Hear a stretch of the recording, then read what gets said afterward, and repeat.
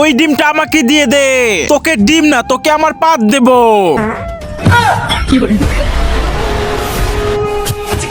দাদা, আমার পিছনে একটা শয়তান ডাইনি পড়ছে যে আমার ডিম খেতে চায়। আর এই ডিমের মধ্যে আমার বাচ্চা আছে, একে বাঁচাও। আচ্ছা, এটা আমাকে দাও, আমি লুকিয়ে রাখতেছি।